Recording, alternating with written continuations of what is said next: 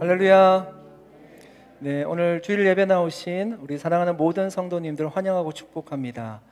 우리의 예배를 통해서 하나님이 영광 받으시고 우리 마음 가운데 평강이 임하기를 축복합니다. 우리 함께 기도하겠습니다.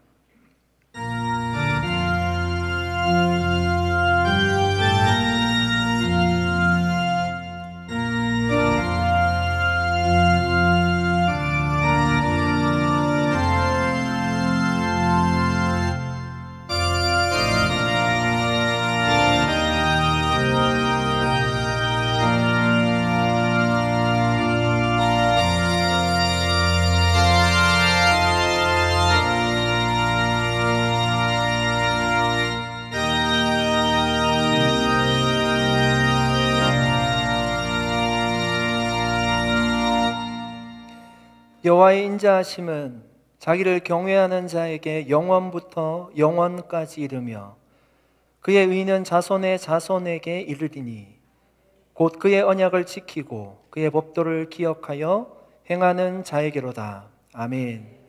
전능하신 하나님 아버지 감사드립니다. 여호와를 경외하는 자에게 영원부터 영원까지 은혜를 베푸시는 주님께 이 시간 우리가 예배하오니 우리의 예배를 받으시며 우리를 생명의 빛으로 인도하여 주시옵소서. 하나님의 말씀으로 위로받고 격려받는 시간 되게 하시고 우리의 찬양과 기도를 받아주시기를 간절히 소원하올 때 예수님의 이름으로 기도드리옵나이다. 아멘. 할렐루야. 자리에서 일어나셔서 우리 주님 찬양토록 하겠습니다. 이 시간 큰 박수 치시면서 주님 앞에 나가고자 합니다.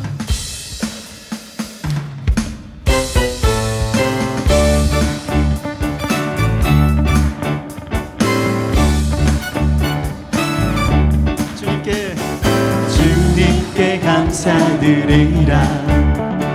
주께 찬양하라.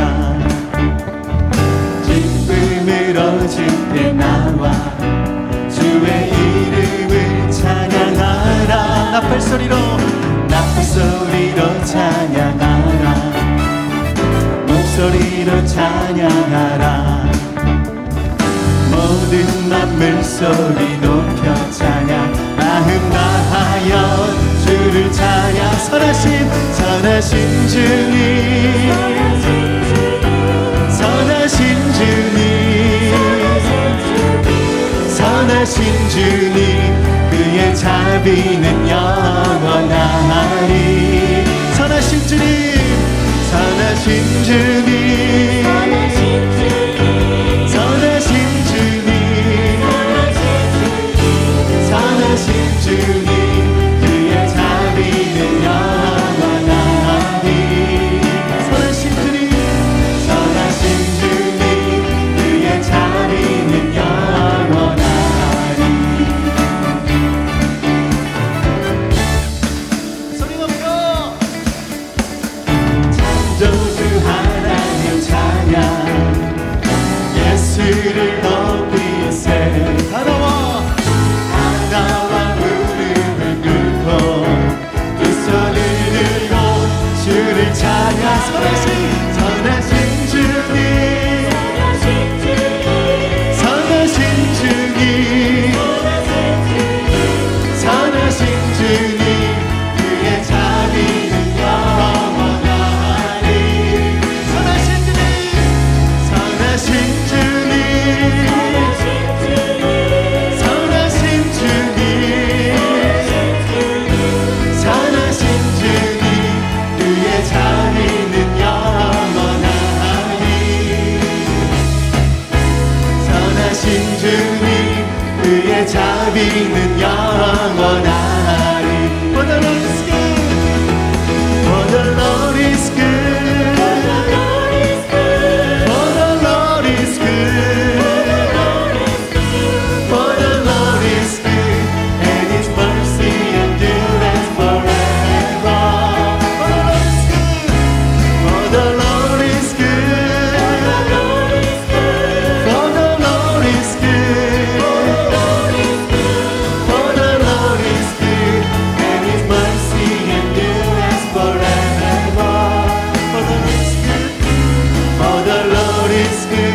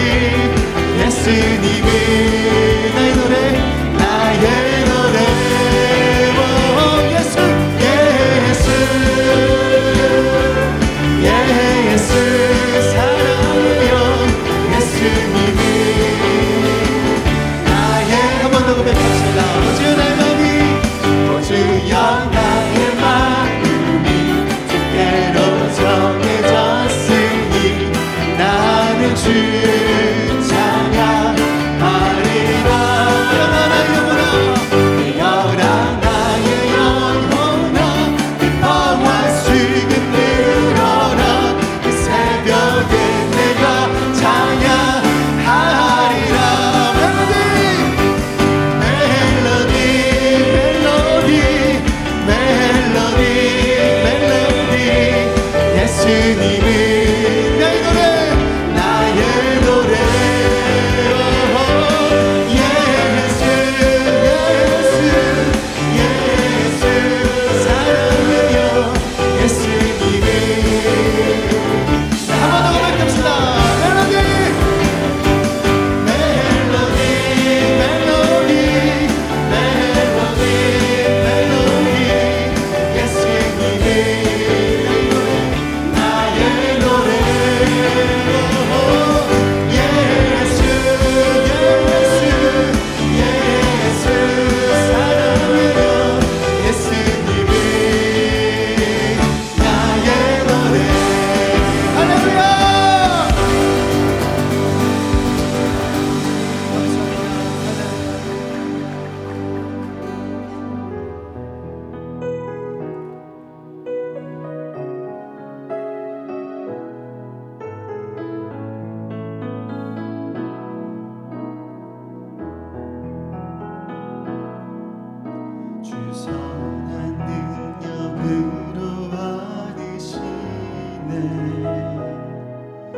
그 계신 발로 날 붙드시네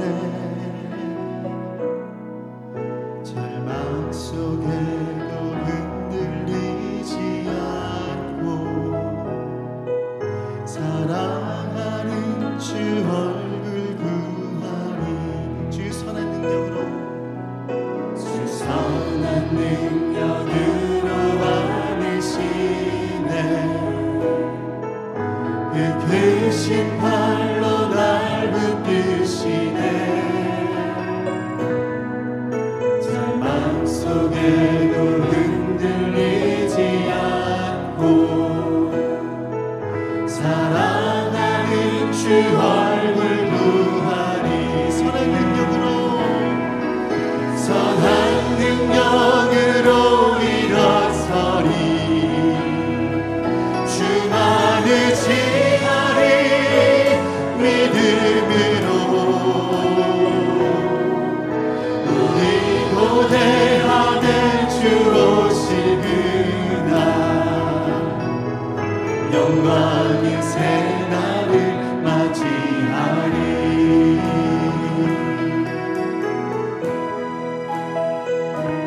그렇습니다. 주님께서 우리에게 능력을 주시고 주님께서 주신 그 모든 힘으로 저희들이 그 모든 것을 감당하는 줄 믿습니다. 이전의 괴로운 날 해왔어도 고난의 길을 걷는다 해도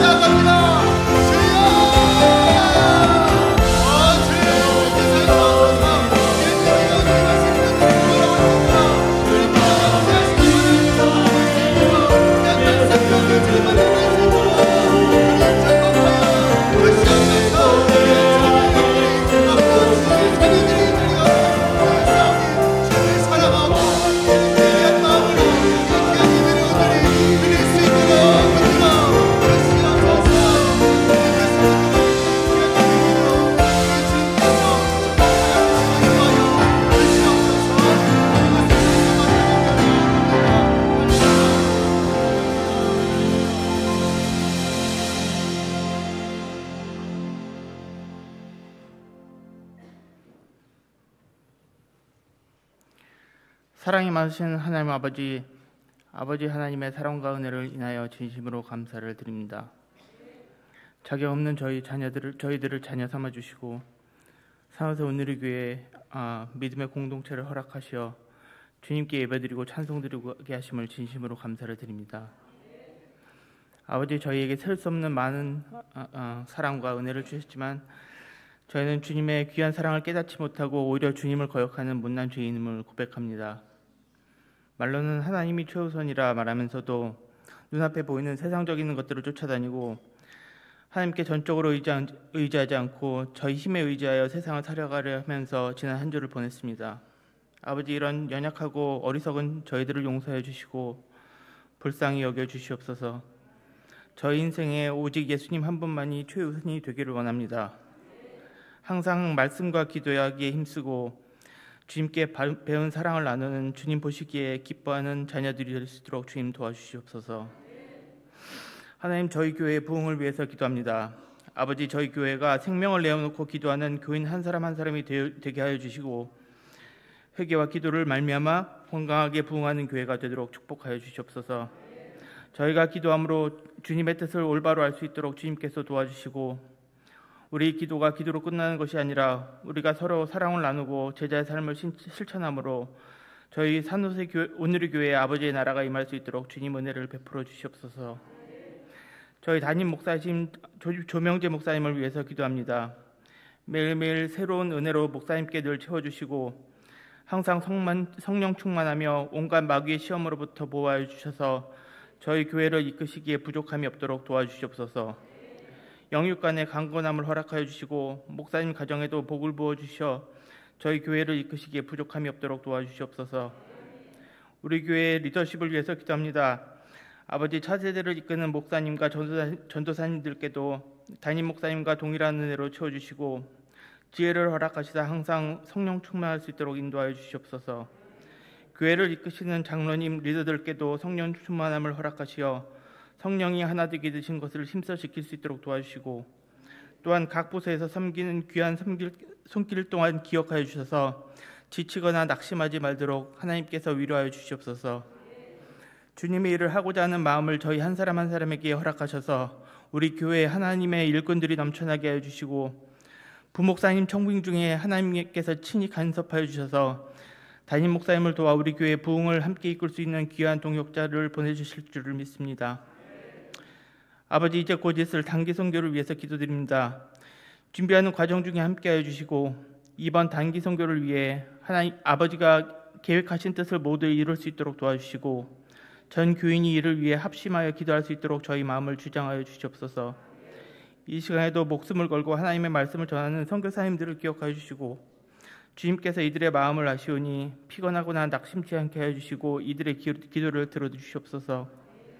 저희 교회 차세대를 특별히 기억하여 주시사 저희 자녀들이 어렸을 때 그리스도를 인격적으로 만나게 하시고 하나님을 올바로 알 수 있도록 인도하여 주시고 이를 위해 헌신할 수 있는 좋은 교사들을 보내주시옵소서. 그래서 저희 자녀들이 이곳에서 꿈과 비전을 발견하게 하시고 믿음의 리더로서 세워지게 하시며 예수 그리스도 안에서 세상에 살아나갈 수 있는 준비를 할 수 있는 귀한 시간이 될 수 있도록 축복하여 주시옵소서. 또한 저희들이 기도로 준비하고 있는 여름 성경학교와 단기 선교가 이 놀라운 부흥의 시작이 될 수 있도록 주님 축복하여 주시옵소서. 여러 가지 육신과 정신의 질병으로 고통받는 저희 교회 환우분들을 주님께서 기억하여 주시고 치료 중에 하나님의 능력이 나타나게 하옵시며 돌보는 가족들도 어려운 가운데 하나님의 은혜를 체험하며 아버지의 위로가 함께하여 주시기를 간절히 기도합니다. 아버지, 오늘 저희가 마음을 다해 드리는 이 예배를 주님께서 기뻐 받아주시기를 원합니다. 주시는 말씀을 통해 저희가 아버지를 좀 더 알게 하여 주시고 하늘 노래 성가대와 저희가 드린 찬양을 통해 아버지 홀로 영광 받아주시기를 바라옵고 원하옵나이다. 예배를 온전히 주님께 맡겨드리오며 우리를 사랑하사 십자가에서 피 흘리신 우리 주 예수 그리스도의 이름으로 간절히 기도드립니다.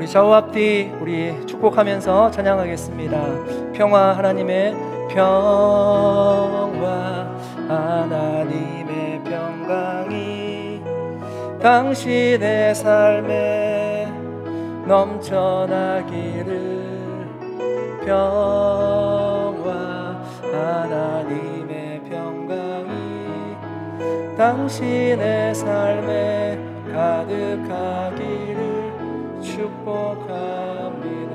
여러분 축복합니다. 잘 나오겠습니다. 감사합니다.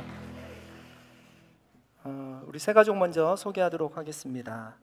우리 정경근 성도님, 나문희 성도님, 또 두 따님인데요. 가은, 봄이 자매 오셨는데요. 자리에 한번 일어나시면 저희가 축복하도록 하겠습니다. 박수로 한번. 예, 뒤에 오셨네요. 감사합니다. 잘 오셨습니다. 고맙습니다. 축복합니다. 예배 이후에 잠시 뵙도록 하겠습니다. 고맙습니다. 네.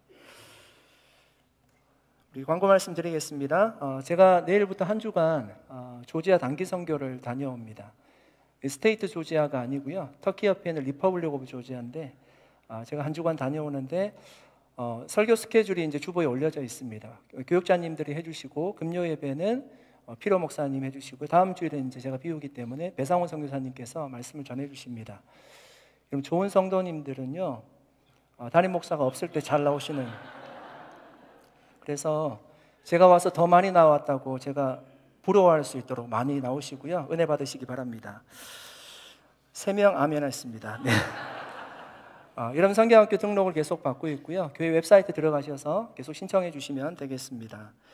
우리 2023년 상반기 홈 종강을 이제 오늘 하게 되고요. 홈 방학에 들어가는데 우리 한 학기 동안 수고해 주신 우리 마을장님들, 목자님들, 부목자님들 자리 곳곳에 앉아 계시는데 수고하셨다. 우리 박수로 한번 격려하시면 좋겠습니다. 수고 많으셨습니다. 감사합니다. 고맙습니다. 유니온교회에서 진행하는 핸드벨 교실에 있습니다. 6월 7일에 시작을 하고요. 수요일 날 모이게 되는데 6주간 아마 진행이 되는 것 같습니다.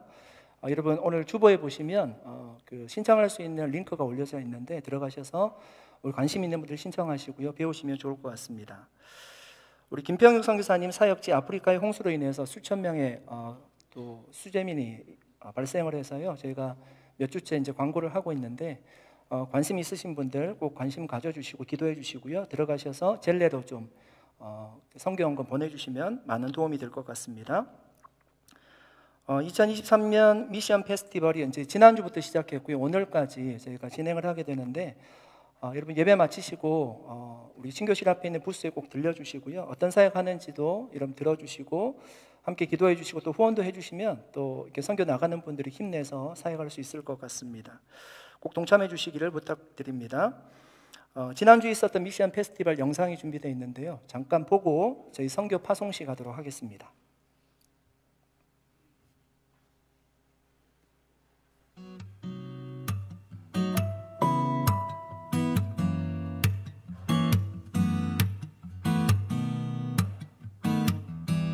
낯선 사람과 익숙한 사람들 서로 같은 마음을 가지고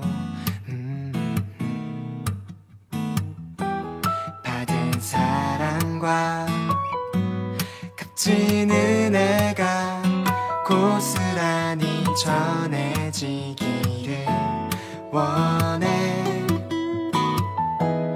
우릴 사랑하심이 증명할 수 없도록 넘치게 이게 밝게 변치 않는다는 걸. 그를 사랑하는 일 어려워 보이지만 조금씩 우리 맘을 열 때 알 수 있어.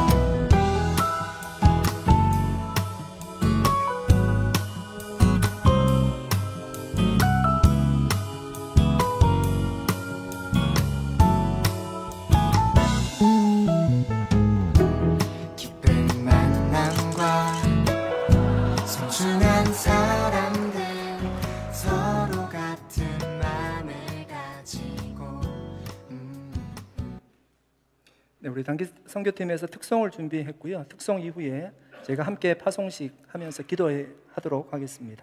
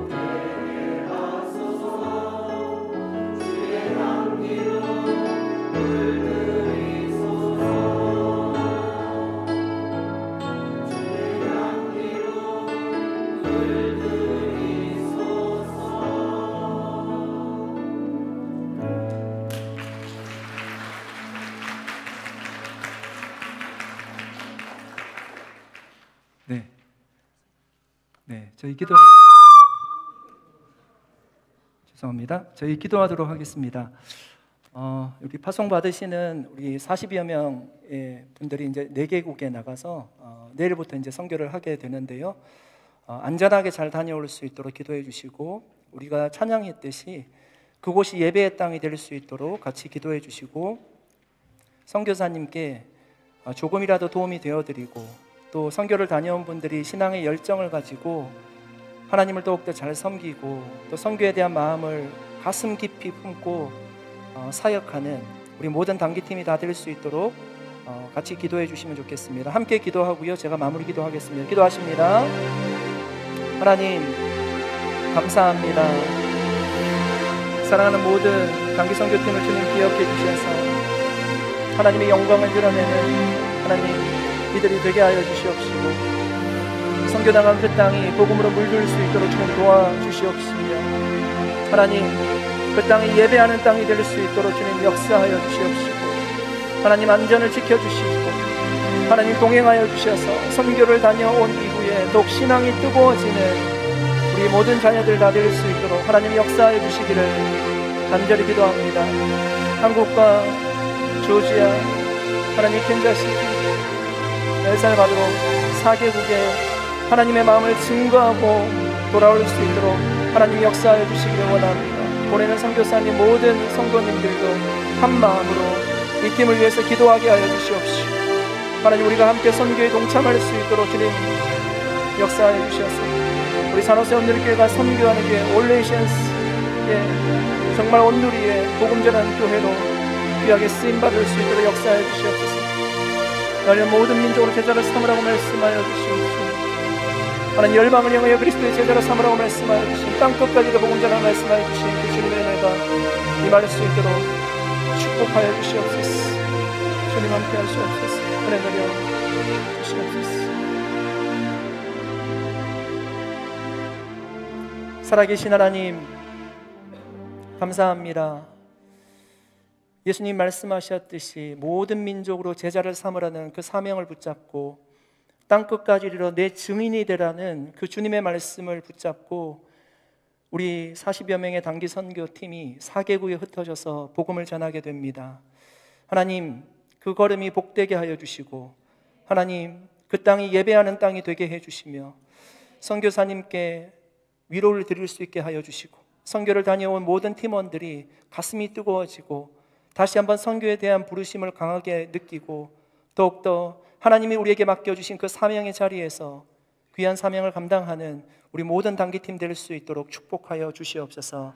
하나님 단기 선교를 보내는 선교사로 교회에 남아 계시는 우리 모든 성도님들을 기억해 주시고 한 마음으로 기도하기를 원하옵고, 하나님 정말 우리가 작은 정성이라도 선교에 대해서 우리가 헌신할 수 있도록 도와주셔서 올여름에 우리가 한 마음으로 주님 뜻을 이루어가는 우리 산호세 온누리교회 되게 하여 주시옵소서.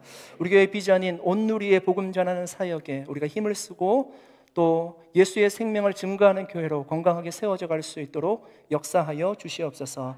감사드리옵고 예수님의 이름으로 기도드리옵나이다. 아멘. 감사합니다. 박수로 여러분 축복해 주시면 좋겠습니다. 감사합니다. 고맙습니다. 네, 우리 하나님 말씀 함께 보겠습니다. 출애굽기 18장 1절에서 12절 말씀입니다. 출애굽기 18장 1절부터 12절입니다.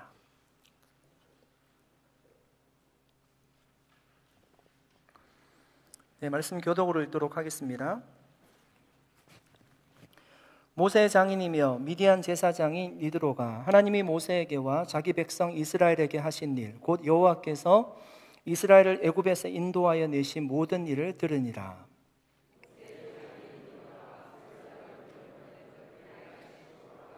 그의 두 아들을 데리고 왔으니 그 하나의 이름은 게르솜이라. 이는 모세가 이르기를 내가 이방에서 나그네가 되었다 하미요.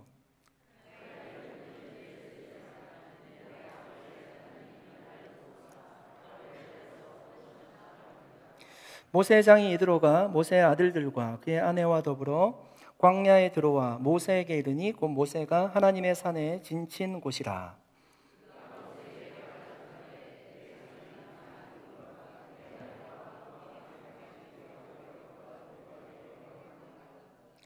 모세가 나가서 그의 장인을 맞아 절하고 그에게 입맞추고 그들이 서로 문안하고 함께 장막에 들어가서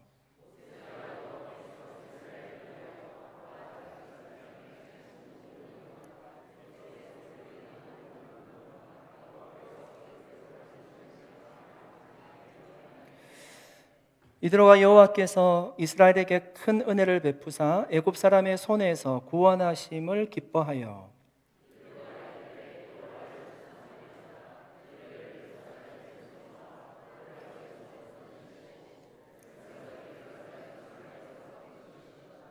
이제 내가 알았도다. 여호와는 모든 신보다 크심으로 이스라엘에게 교만하게 행하는 그들을 이기셨도다 하고 모세 장인 이드로가 번제물과 희생제물들을 하나님께 가져오매 아론과 이스라엘 모든 장로가 와서 모세 장인과 함께 하나님 앞에서 떡을 먹으니라.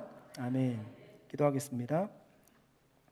하나님 아버지, 이 시간 성령님 우리에게 말씀하여 주시기를 원합니다. 우리의 지성과 감정이 하나님의 말씀으로 변화되게 해주시고 의지적으로 우리가 주님의 말씀 앞에 결단하고 순종이 있도록 역사하여 주시옵소서. 감사드리며 예수님의 이름으로 기도드립니다. 아멘.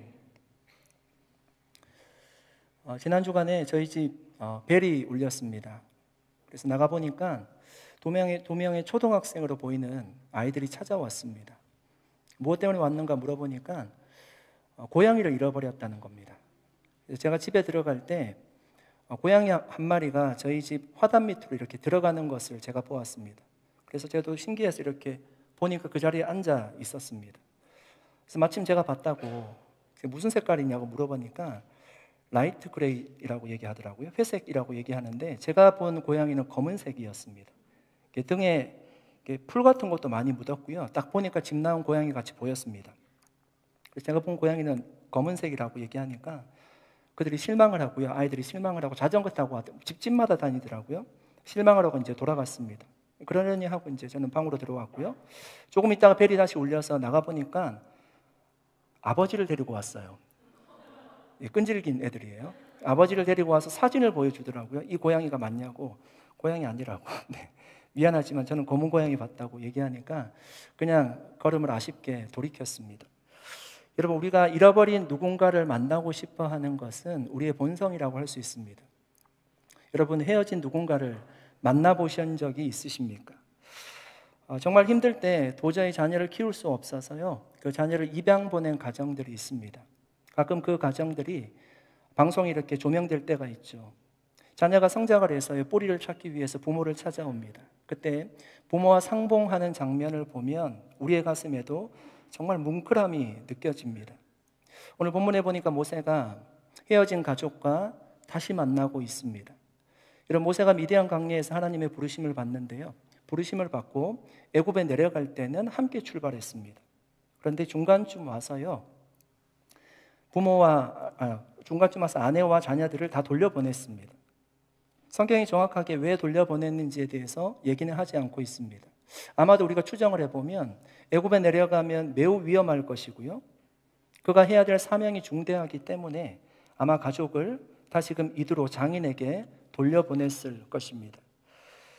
여러분, 우리는 모세가 가족을 다시 만나는 그 장면을 보면서 모세가 굉장히 즐거워하는 것을 보게 돼요. 그러니까 모세가 의도적으로 가족을 책임지지 않으려고 그냥 장인에게 돌려보낸 것은 아니라는 것을 우리가 알 수 있습니다. 7절 말씀입니다. 모세가 나가서 그의 장인을 맞아 절하고 그에게 입맞추고 그들이 서로 문안하고 함께 장막에 들어가서, 장인 이드로가요, 모세의 아내와 자녀들을 데리고 왔어요. 장인을 볼 때 모세가 굉장히 기뻤던 것 같아요. 땅에 엎드려 절을 하고요, 입맞추고 인사했습니다. 그리고 뭐라고 얘기하는가 하면 그들이 서로 문안했대요. 여기서 그들이라고 얘기하는 것은 이드로뿐만 아니라 아내와 자녀들을 얘기하는 거죠. 그 아내들과 자녀들과 함께 문안했어요. 그러니까 평안히 잘 지냈는지 안부를 물었다는 얘기입니다. 그러니까 가족을 다시 만난 모세가 얼마나 기뻤는지를 우리가 알게 되는 것입니다. 여러분, 5월이 무슨 달이죠? 5월이 가정의 달. 한국에서는 가정의 달로 지킵니다. 5월 5일이 무슨 날이죠? 어린이날이죠. 미국에는 어린이날이 있습니까? 없습니까? 제가 알기로는 없거든요. 그런데 없죠.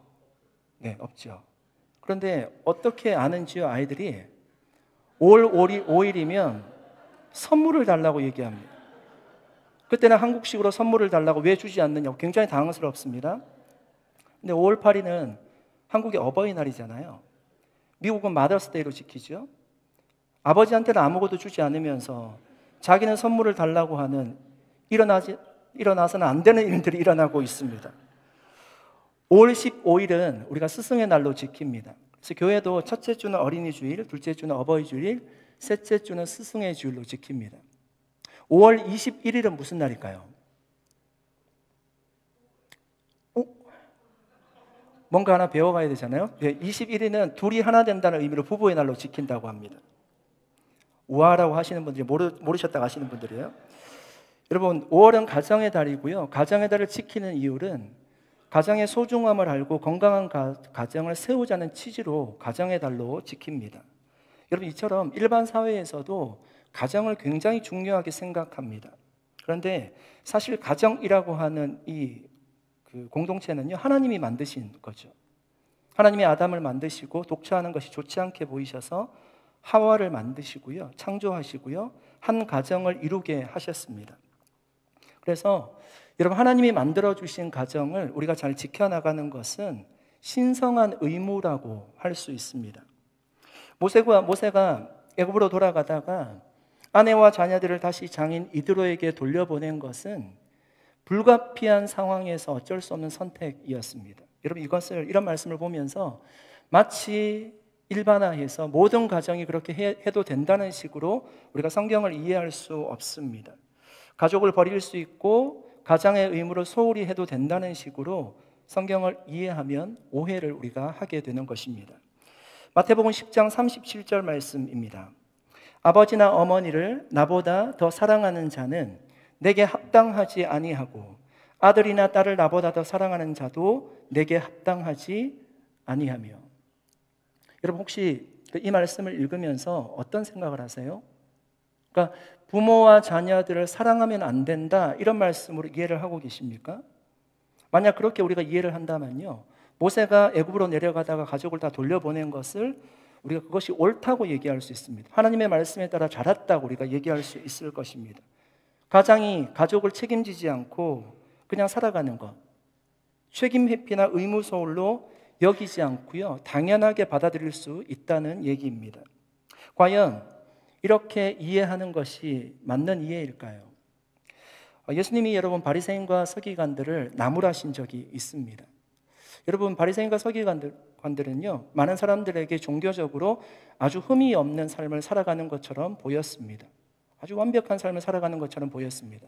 그들은 이런 부모를 어떻게 섬겼을까요?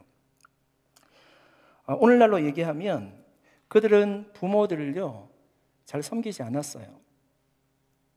어버이날 때가 되면 선물도 하지 않고요, 공경하지 않았습니다. 뭐라고 얘기하는가 하면 부모들에게 고르반 이렇게 얘기했습니다. 무슨 뜻인가 하면 하나님께 드림받았다, 이런 뜻이에요. 그러니까 부모에게 고르반 이렇게 얘기하면서 하나님 앞에 드렸으니까 나는 부모에 대한 책임을 다하지 않아도 된다는 식으로 얘기를 한 겁니다. 예수님이 그 얘기를 듣고요, 뭐라고 말씀하시는가 하면 이렇게 얘기하죠. 너희의 전통으로 하나님의 말씀을 폐하였노라. 예수님이 그렇게 말씀하셨어요. 너희의 전통으로 하나님의 말씀을 폐하였노라. 이런 바울은 우리가 하나님을 잘 믿는다라고 하면서 자기 가족을 돌보지 않은 사람들을요, 믿음을 배반한 자라고 얘기했고요, 불신자보다 더 악한 자라고 얘기했습니다. 제 친구 중에 어머니가 교회에서 기도로 사신 분이 계세요. 늘 그 자리에 앉아서 기도하는 것을 보고 그 친구가 자랐습니다. 성장을 해서 어려울 때마다 부모가 기도하는 그 자리를 생각하면요, 영적으로 힘이 났다는 거예요. 내 부모가 그렇게 기도했는데 이렇게 힘들 때마다 굉장히 소망을 가지며 신앙생활을 하는 그런 모습이었다고 합니다. 그런데 여러분, 당시에는요, 그 모습이 그렇게 싫었대요. 항상 학교 갔다가 집에 오면요, 부모님이 없어요. 어머님을 만나려면 교회로 가야 됐고요. 그 부모님은 교회에서 늘 살았습니다. 그러니까 자기를 제대로 챙겨준 적이 없어요. 거기에 대한 마음의 상처를 가지고 성장을 한 것입니다. 여러분, 부모님은 열심히 교회 다니는데 자녀들 중에 교회 다니지 않는 자녀들이 적지 않습니다. 우리가 다양한 이유를 따질 수 있겠지만, 생각해 볼 수 있겠지만, 그 부모님 때문에 교회 나오지 않는 경우들도 없지 않습니다. 부모가 교회 생활 열심히 하고요, 봉사 열심히 하고요, 전도 열심히 하고요, 빠지지 않습니다. 그런데 그 모습이요, 자녀들에게 본이 되지 않아요. 오히려 자녀들에게 상처가 되는 가정이 있는 겁니다. 자녀들에게 뭐라고 얘기하는가 하면 고르반 이렇게 얘기하는 겁니다. 고르반. 나는 하나님이 일 열심히 하니까 괜찮다는 거예요. 너희들이 이해하라는 것입니다. 일방적인 이해를 구하는 거예요. 여러분, 신앙생활 잘 하는 것이 가족을 한쪽으로 밀어두고요, 한쪽으로 제쳐두고 나만 열심히 신앙생활 하는 것이, 그것이 올바른 신앙인의 모습일까요? 여러분, 저는 정말 그렇게 얘기하고 싶습니다. 이런 얘기를 하면 여러분, 목사로서 굉장한 용기가 필요해요. 가족과 싸우면서까지 여러분 교회 나와서 예배 드리는 것이 맞는 얘기일까요? 가족과 등지면서까지 교회 생활 열심히 하고요, 봉사 열심히 하고요, 전도 열심히 하는 것이 하나님 보시기에 옳은 신앙생활의 모습일까요? 가정에 불화를 만들어 놓고요, 자신은 주일이면 교회 나와서 교회에 앉아서 이 자리에서 거룩하게 예배 드리면 그 마음이 평안이 임합니까? 하나님 그 예배를 받으시는 것입니까? 집안의 분위기를 엉망으로 해두고 교회 나가는 그 뒷모습을 바라보면서요, 집에 남아있는 가족들은 어떤 생각을 할까요? 여러분, 이것을 우리가 신앙적인 핍박으로 이해를 하고 어떤 때라도 예배를 멈추면 안 되기 때문에 나는 예배한다 라는 마음으로 예배하는 것이 과연 맞는 신앙인의 모습일까? 저는 생각해 보게 됩니다. 가족의 가슴에 대못을 받고요, 본인만 신앙을 지키는 것이 무슨 의미가 있겠습니까? 오히려 가족의 마음을 먼저 이해해 보려고 노력하고요, 위로하고요, 서로 화해하고요, 용서하고요, 그 이후에 예배해야 되는 것이 아닐까 생각합니다. 예수님이 제단에 제물을 드리러 오다가 형제와 싸운 일이 있으면요, 가서 화해하고 나에게 와서 예배드리라고 얘기하지 않았습니까? 엉킨 실타래를 하나씩 우리가 풀어나가는 것이 가족의 마음을 이해하고 전도의 문을 여는 것이라고 저는 믿습니다. 여러분, 가족을 돌보는 것은 하나님이 우리에게 주신 사명입니다. 예수님이 갈릴리 어느 집에 들어가셔서 말씀을 전할 때였습니다. 그때 옆에서 말씀을 듣고 있던 한 사람이 예수님께 말했습니다. 당신의 어머니와 동생들이 바깥에 서서 기다린다는 것입니다. 예수님이 뭐라고 말씀하셨을까요? 누가 내 어머니며 동생들이냐? 누구든지 하나님의 뜻대로 행하는 자가 내 형제요 자매요 어머니이니라. 여러분, 이 말씀이요, 예수님이 문 밖에 기다리고 있는 가족을 만나지 않겠다는 얘기입니까? 그들은 내 가족이 아니라는 얘기입니까? 저는 그렇게 들리지 않습니다. 예수님이 말씀하신 것은요, 영적인 가족에 대한 강조의 말씀이에요. 육체적인 가족을 부정하는 얘기가 아니라 하나님 마음에 합한 자, 하나님 앞에 마음을 들인 자, 하나님의 뜻대로 행하는 자가 영적인 가족이라는 거죠. 가족을 사랑하면 안 된다, 이런 말씀이 아니죠. 여러분, 이 말씀은요, 이렇게 맞춰집니다. 그 이후에 예수님이 가족을 만났는지 안 만났는지에 대한 기록은 없어요. 저는 예수님이 충분히 가족을 만났을 것이라고 생각합니다. 여러분, 가정은 교회와 더불어서 하나님이 세우신 거룩한 공동체입니다. 성경은 부모를 잘 공경하라고 말씀했고요, 자녀들을 주의 교훈과 훈계로 양육하라고 했습니다.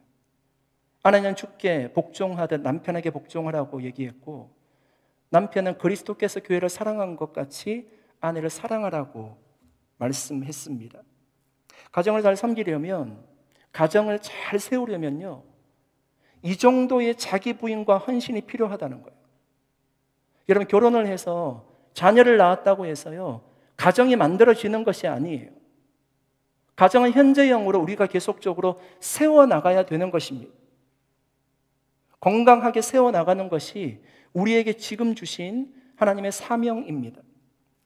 가정을 건강하게 잘 세우려면 여러분 어떻게 해야 될까요? 저는 아무리 시대가 바뀌어도요, 변하지 않는 진리가 있다고 믿습니다. 그것이 무엇인가 하면 내가 죽어야 된다는 겁니다. 내가 죽어야지 예수가 사는 것이고요, 내가 죽어야지 가정이 건강하게 세워지는 것입니다. 여기서 죽는다는 의미가 깊이지 못하고 그냥 가정에서 죽어 지내라는 의미가 아니에요. 상대방을 이해하려고 하라는 겁니다. 용납하라는 것입니다. 내 욕심, 내 자존심, 내 성격 이런 거 내려놓으라는 거예요. 져주면 이기게 되잖아요. 우리가 다 알고 있잖아요. 희생하면 되는 것입니다. 그것이 주님이 교회를 사랑하신 사랑의 모습이었어요. 그 마음을 가지고요, 교회와 더불어서 가정을 건강하게 세워나가야 됩니다. 저는 우리 모두가 정말 예수님처럼 죽음을 통해서, 우리의 각자의 죽음을 통해서, 희생적인 섬김을 통해서 가정을 건강하게 세우라는 주님의 사명을 잘 감당할 수 있기를 축복합니다. 그래서 정말 우리 산호세 온누리교회에 있는 모든 가정들이 다 평안하고 행복했으면 좋겠습니다. 이런 가정이 평안해야지 신앙생활이 평안하고 교회도 평안한 것입니다. 반대로 교회가 평안해야지 가정도 평안한 것이죠. 그런 놀라운 은혜가 각 가정마다 충만하게 임하게 되시기를 축복합니다. 여러분, 예전에 한국 사람들은 한자의 뜻을 가지고 이름을 지었어요. 그래서 여러분 가지고 계시는 보통 이름들은 다 뜻이 있을 겁니다.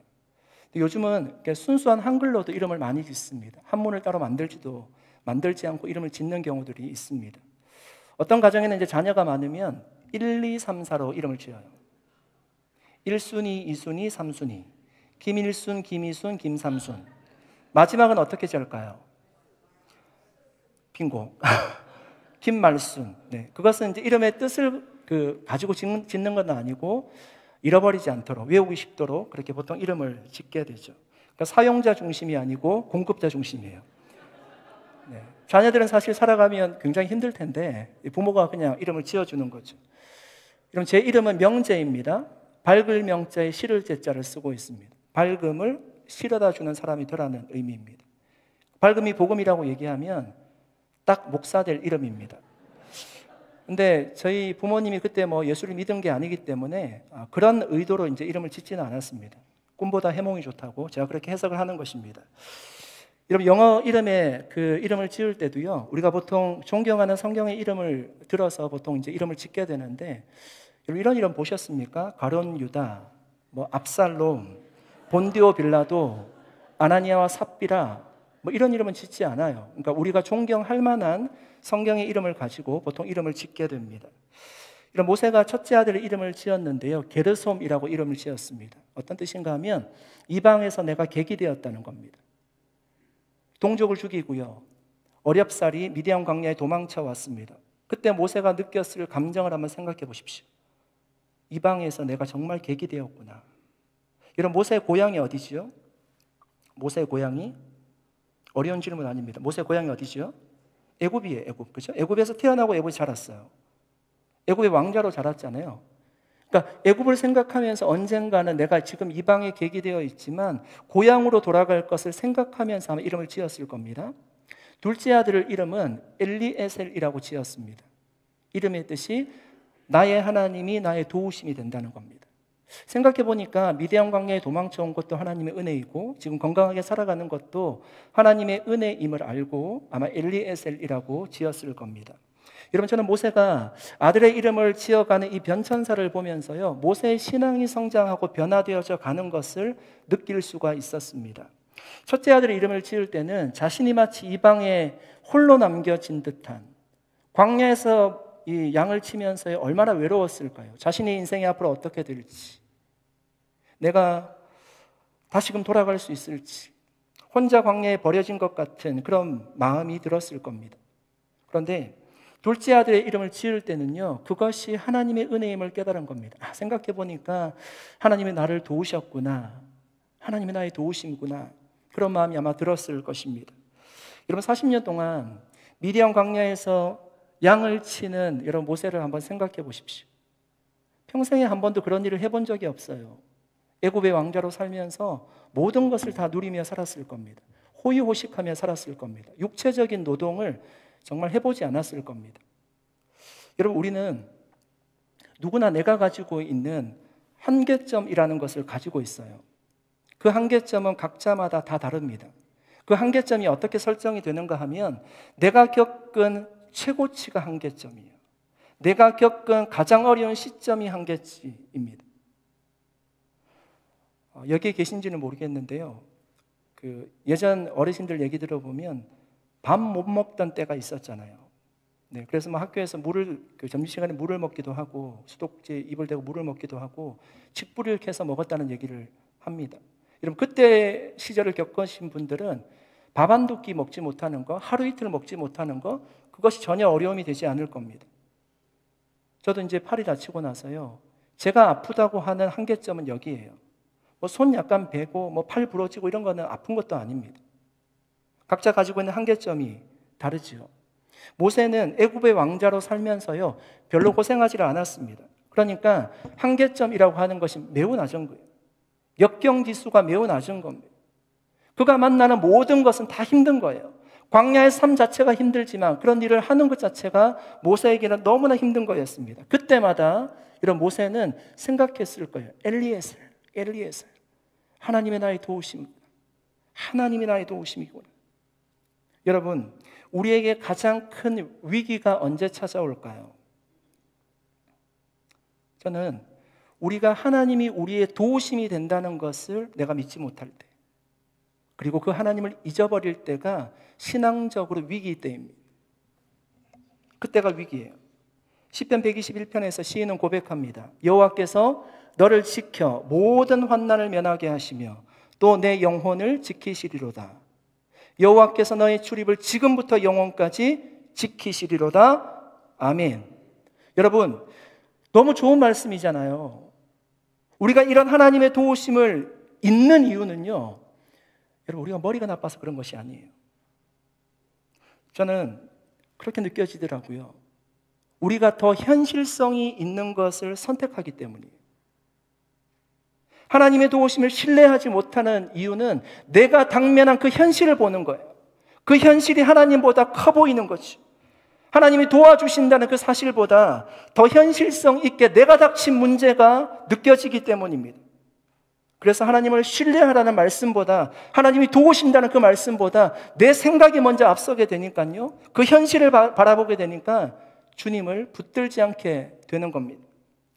이스라엘 백성들이 가나안 땅 앞까지 왔습니다. 이제 요단강만 건너면 가나안 땅에 들어가는 거예요. 근데 요단강을 바라보니까요, 물이 넘칠 때, 물이 굉장히 많을 때입니다. 그 현실을 바라보면요, 요단강을 건너갈 수가 없어요. 요단강을 건너가지 못하면 어떻게 될까요? 광야 1세대들과 같이 다시금 광야로 들어가서 40년 동안 방황하다가 다 사방에 모래먼지와 같이 없어지게 될 것입니다. 현실을 바라보지 말라고 주님 말씀하시고요, 강하고 담대한 마음으로 나아가라고 주님 말씀하지 않습니까? 여러분, 저는 우리가 매일 큐티하고 기도하는 이유가 저는 이것 때문에 그렇다고 생각해요. 하나님이 우리의 도우심이 된다는 것을 잊어버리지 않기 위해서요, 우리가 매일 큐티하고 기도하는 것입니다. 여러분, 큐티하고 기도하는 것이요, 하루 하지 않았다고 하나님이 어떠한 벌을 우리에게 내리시지 않아요. 하나님은 그렇게 속 좁은 분이 아닙니다. 큐티하고 기도하는 것은요, 순전이다 나를 위함이에요. 주님을 위함이 아닙니다. 내 신앙을 내가 지키기 위해서 말씀 보고 기도하는 것이 않습니까? 예전에 영화 메멘토라는 영화를 본 적이 있습니다. 주인공이 10분마다 기억이 없어지는 겁니다. 아내를 죽인 범인을 찾아야 되는데 기억이 없어지니까 찾지를 못하는 거죠. 그 기억을 잊지 않기 위해서 자기 몸에 문신을 새깁니다. 기억이 날 때마다 잊어버리지 않기 위해서 문신을 새겨나가는 것입니다. 여러분, 어떠세요? 하나님의 은혜를 여러분 기억하기 위해서 어떤 노력을 하고 계십니까? 오늘은 잘 보이지 않지만 어떤 분들은 설교 들을 때 열심히 적으시는 분들이 계세요. 잊지 않기 위한 몸부림이죠. 내가 그것을 조금이라도 기억하기 위해서. 근데 문제는요, 그 필기를 보지 않는다는 것입니다. 네. 어려운 일을 만나면요, 사실 그 필기를 찾을 수가 없어요. 어딘가는 적어놨는데요, 그것이 어디에 있는지 내가 알지 못해요. 정말 우리가 어떻게 기억해야 되는가 하면 없어질 돌판의 색이라고 모세가 얘기하지 않잖아요. 어디에 새겨야 되는가 하면 하나님이 우리의 도우심이 된다는 것을요, 우리의 마음판에 새겨야 돼요.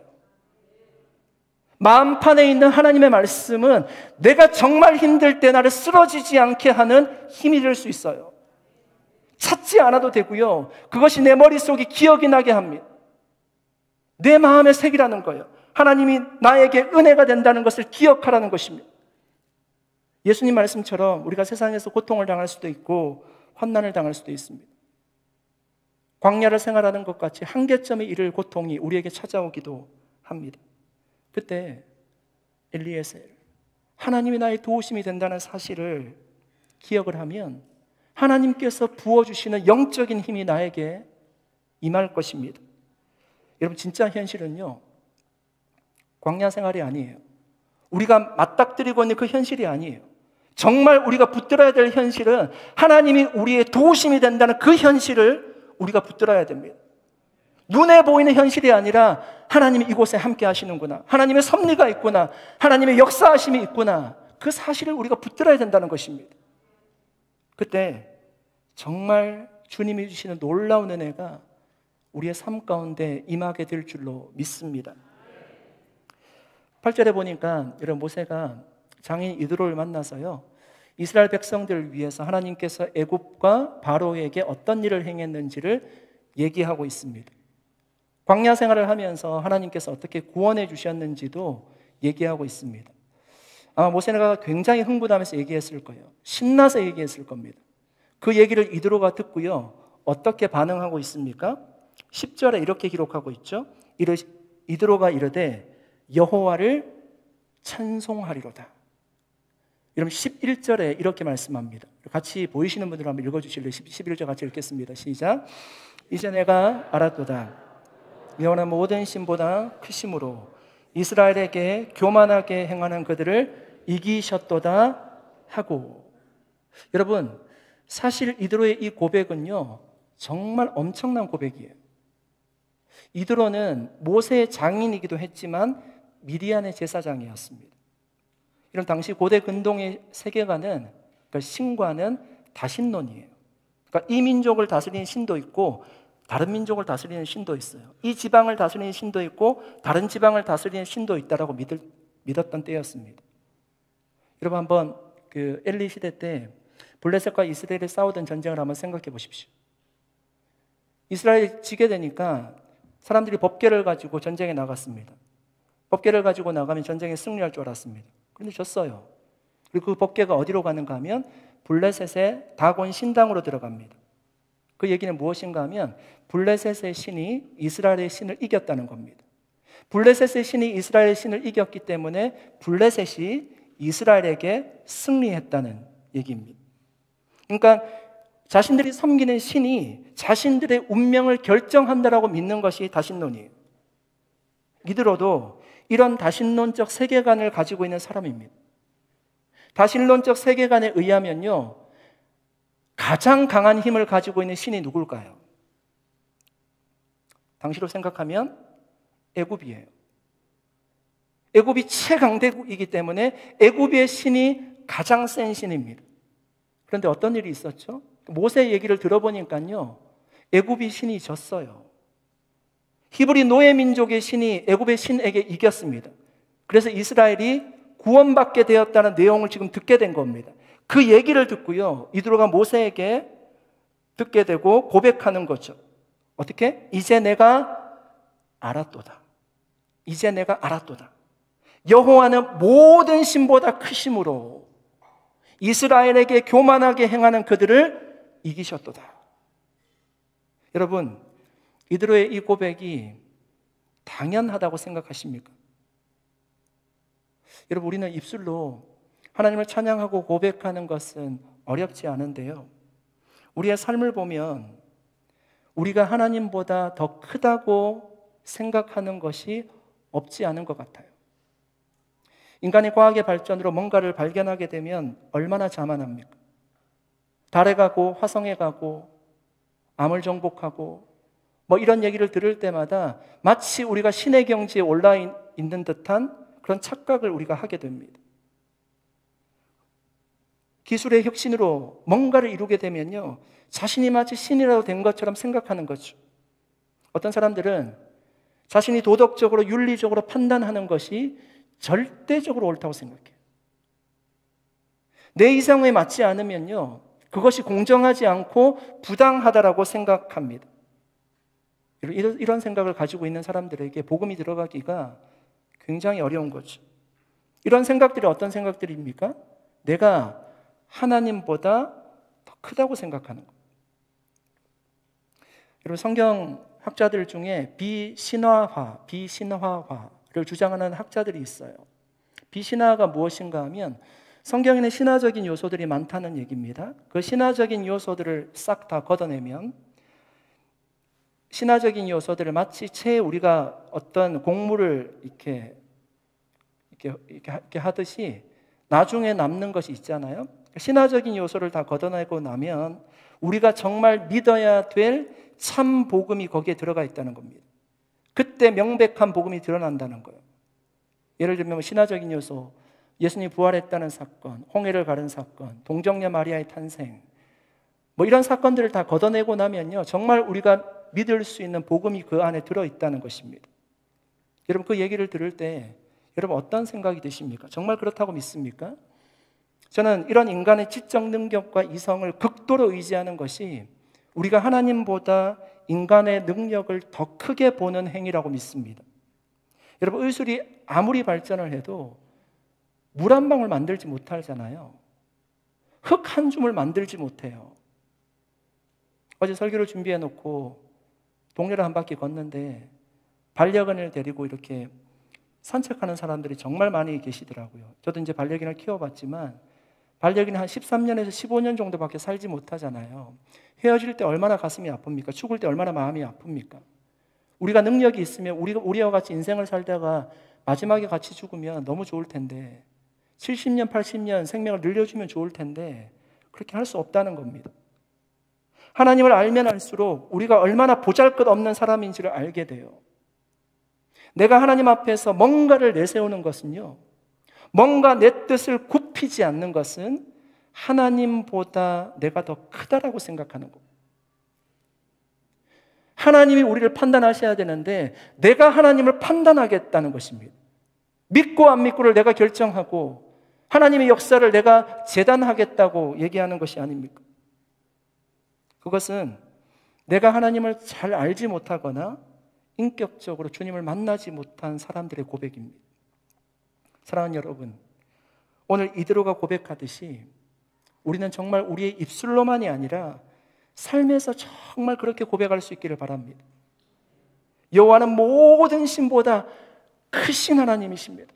여호와는 모든 신보다 크신 하나님이십니다. 여러분, 하나님보다 더 큰 것은 없습니다. 내 문제보다 하나님이 크세요. 내가 기도하는 것보다 하나님이 크세요. 내 이성보다 내가 생각하는 것보다 하나님이 크세요. 그 하나님을 우리가 믿는 거예요. 가장 크신 그 하나님을 믿을 때 우리를 주관하시는 그 주님이 애굽에서 일어났었던 일들, 광야에서 일어났었던 일들과 같이 기적적인 역사로요, 우리의 인생 가운데 힘든 부분들, 위로받아야 될 부분들, 그 모든 것을 주관하시고 역사하실 줄로 믿습니다. 그래서 우리가 우리보다 더 큰 하나님을 신뢰하는 거예요. 유일하신 그 하나님을 믿는 것입니다. 이제 말씀을 정리하겠습니다. 여러분, 이드로가 여호와는 모든 신보다 크십니다 이렇게 고백할 수 있었던 이유가 모세가 전한 간증을 통해서요, 애굽에서 어떤 일이 있었는지, 광야에서 어떤 일이 있었는지를 듣고 그가 이렇게 고백할 수 있었죠. 모든 신보다 하나님이 크십니다. 여러분, 우리는 이런 것을 이제 개인 간증이라고 얘기를 하는데요, 간증은 간증을 듣는 사람들에게 하나님을 간접적으로 만날 수 있는 기회를 제공해요. 그리고 간증을 하는 사람에게도 신앙이 자라게 해요. 신앙을 굳건하게 만드는 역사가 있습니다. 바울도 여러분 사도행전에서 자신이 예수님을 만난 사건들을 3번이나 똑같이 간증을 하거든요. 아그리빠 왕 앞에서도 주눅들지 않고요, 자신이 만났던 예수에 대해서 전합니다. 중심이 무엇이었는가 하면 자신이 만났던 예수였어요. 내가 어떤 지파 사람이고 어떤 공부를 했고 나는 얼마나 뛰어난 사람이고 그런 거 전하지 않습니다. 내가 만났던 예수 그리스도를 전하는 거예요. 여러분, 제가 이렇게 간증했다라고 한번 생각해 보십시오. 제가 팔이 잘렸습니다. 그때 좋은 병원을 만났어요. 좋은 의사를 만나서 수술을 하였습니다. 팔이 잘 회복되었습니다. 기적적인 사건이었습니다. 여러분, 그 간증을 들었을 때 사람들이 어떤 생각을 할까요? 그래, 다치면 병원 잘 만나야 돼. 다치면 의사를 잘 만나는 것이 중요해. 그렇게 생각하지 않을까요? 그 간증에 빠져 있는 것이 무엇입니까? 예수 그리스도가 빠져 있습니다. 여러분, 우리가 어떤 제품을 살 때 그 제품에 대해서 사람들이 홍보하잖아요. 사실은 그 제품보다요 더 과대 포장해서 홍보하는 경우들도 굉장히 많이 있죠. 포장도 아주 예쁘게 하고요, 정말 살 수 있을 만큼, 사고 싶을 만큼 그렇게 홍보할 때가 있습니다. 여러분, 우리가 예수를 증거한다는 것은요, 예수를 홍보하고 예수란 제품을 파는 것이 아니에요. 우리가 만났던 예수 그리스도를요 그냥 그대로 말하는 거예요. 여러분, 이단이 왜 이단인가 하면 이단이 다 같습니다. 한 가지 다르기 때문에 이단이에요. 내가 만났던 예수에 대해서 뭔가를 첨가하게 되면요, 그것은 잘못된 복음이 되는 거죠. 제가 말씀드리려고 하는 것이 무엇인가 하면 우리가 예수님을 만났던 그 간증을 하는 것이 어려운 것이 아니라는 얘기입니다. 주일날 나와서 하나님 앞에 은혜 받은 것, 교제하면서 괜찮았던 것, 찬양하면서 은혜 받았던 것, 한마디 한마디 전하는 것이 간증이에요. 그 간증을 통해서요 사람들의 마음이 움직이는 겁니다. 여러분, 저는 먼저 우리의 삶에 정말 예수 그리스도를 만났던 그 간증이 풍성할 수 있기를 축복합니다. 그 간증이 사람들에게 전해질 때 사람들의 마음 문을 열게 될 것이고요, 오늘 이드로가 고백했듯이 여호와는 다른 모든 신보다 크십니다 라는 고백이 여러분의 간증을 통해서 여러분 주변에 흘러나갈 수 있기를 예수님의 이름으로 간절히 축복합니다. 아멘. 기도하겠습니다. 살아계신 하나님, 감사드립니다. 오늘 함께 하나님의 말씀을 나누었습니다.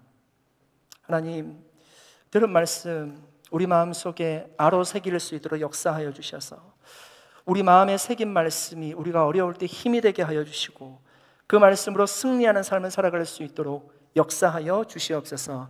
감사드리옵고 예수님의 이름으로 기도드립니다. 아멘. 우리 자리에 일어나셔서 마지막 찬양 드리겠습니다.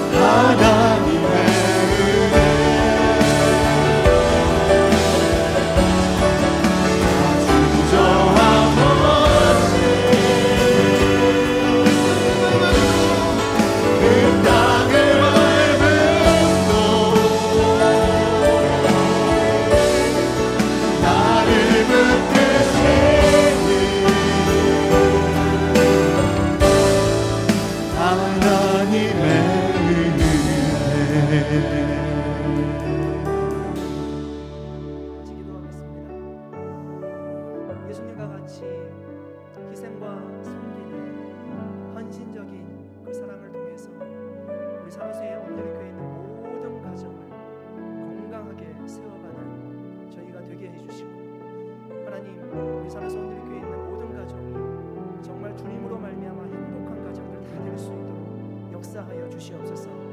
엘리에셀의 하나님을 잊지 않기 위해서 그 은혜를 우리의 마음판에 새기게 하여 주시고, 하나님을 나의 도우심으로 늘 고백하며 힘든 시간을 이겨내게 하여 주시옵소서. 모든 신보다 가장 크신 하나님을 입술로만이 아니라 우리의 삶으로 고백하게 하셔서 오직 유일하신 하나님을 믿고 따라갈 수 있도록 인도하여 주시옵소서. 우리 함께 기도하겠습니다. 살아계신 하나님, 감사합니다.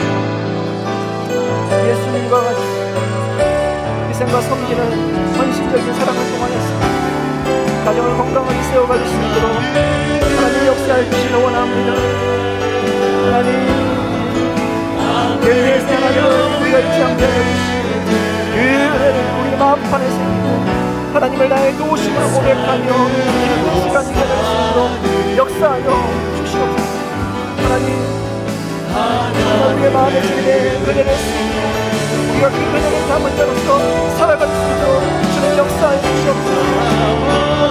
하나님 모든 신분을 정말 하나님의 수요만이 아니라 우리의 삶으로 고백하게 하시고 오직 다시 하나님 믿고 그 하나님을 따라갈 수 있도록 또한 우리의 삶을 역사해 주시옵소서.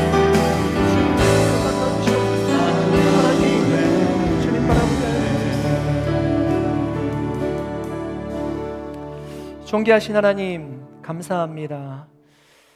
오늘도 하나님 말씀을 함께 나누었습니다. 하나님, 우리에게 함께하여 주시고 우리를 보호하여 주시고 우리를 인도하여 주신다는 그 사실을 우리가 잊지 않게 하시고 우리의 마음판에 그 주님의 은혜를 새기고 우리가 살아갈 수 있도록 역사하여 주셔서 우리가 세상 가운데 만나는 광야와 같은 고난 앞에서도 우리가 쓰러지거나 좌절하지 않고 그 주님을 바라보고 하나님께서 주시는 영적인 힘을 받아서 이겨나가고 승리할 수 있도록 인도하여 주시옵소서.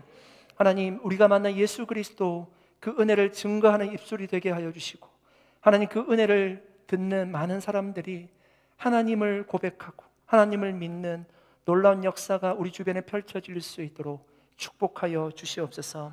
하나님, 오늘도 하나님께서 우리에게 주신 모든 것들을 가지고 우리가 감사하는 마음으로 물질로 감사를 표현하였습니다.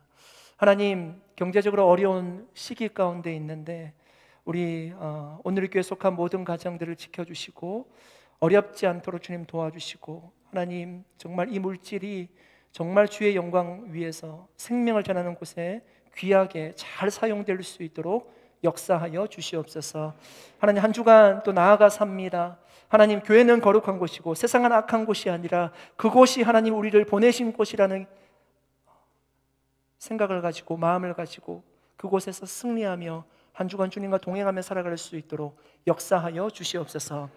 이제는 우리 주 예수 그리스도의 은혜와 하나님 아버지의 크고 놀라우신 사랑하심과 성령님의 교통하심, 은혜 주심, 위로하심의 역사가 한 주간 세상 가운데서도 하나님 우리의 도우심이고 우리와 함께 하여 주심을 믿고 그곳에서 승리하기를 소원하는 사랑하는 모든 성도님들 머리 위에와 그 가정과 직장과 비즈니스 위에, 또한 우리가 지원하는 모든 선교사님들 가운데 또 단기 선교팀 위에 이제로부터 영원토록 함께 하시기를 간절히 축원하옵나이다. 아멘.